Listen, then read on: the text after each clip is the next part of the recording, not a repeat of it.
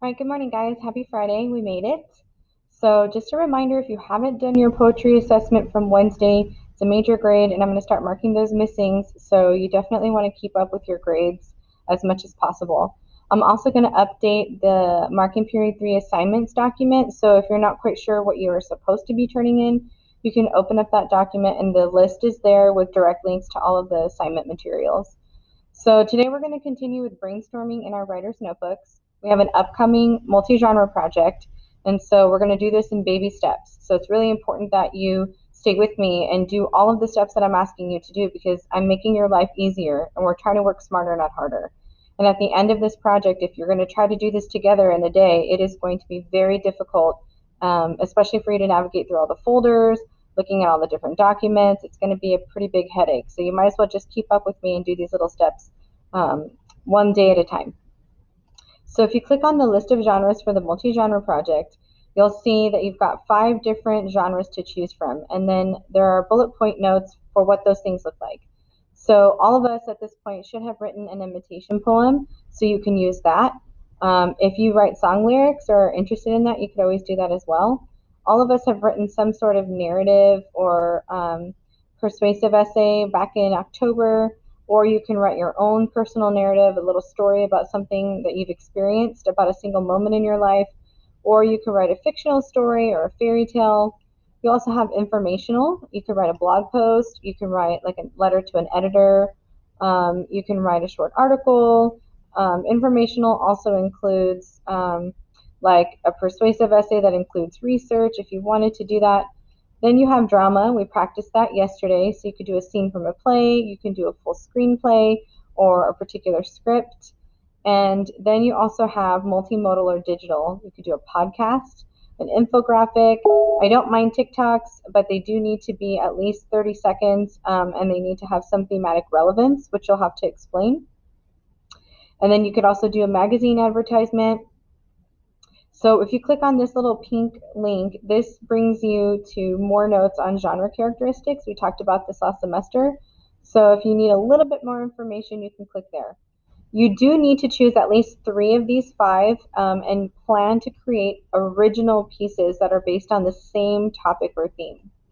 So if you're not quite sure what topic or themes you might be interested in, here's a resource on universal themes. And it's got things like survival, which is kind of something we talked about with the 2 poems on our test. You could talk about the need for change. You could talk about parent-child relationships, faith, family, your religion. You could talk about your heritage or what it means to be honest or loyal. And so other things can include things like this, like change or conflict or power, right? And then these also have different descriptions here. So you don't have to choose from this resource, but it's there in case you have a hard time coming up with something to write about. So in your writer's notebook for today, if you click on slide number 13, this is yours. My example is here in case you want to see it, okay? I'm actually going to pull up my example here. So your task for today is to create original pieces using the different genres I showed you on those notes. You can open them up there. And just think about, you're making your own text set. So when we did the work with superheroes or we did the work with music, all of those things were different genres, but they all had a similar topic or theme. So you're going to brainstorm at least 3 topics that you might want to write about for your upcoming project. So one thing is to use the resources I've given you, or you can go all the way back to the beginning of your writer's notebook. And the first entry we did was about hobbies or important people or subjects that matter to us. And so I looked right here at music or politics or Animal Crossing or things like that. But I also looked at some of the things that I've already written. So this was kind of like a narrative right here on slide 6 from December 4th. If you did this one, you could use that and just kind of expand on it. You also did an informational example, like your unwritten rules for something. And that was about Animal Crossing for me. I might be able to use that.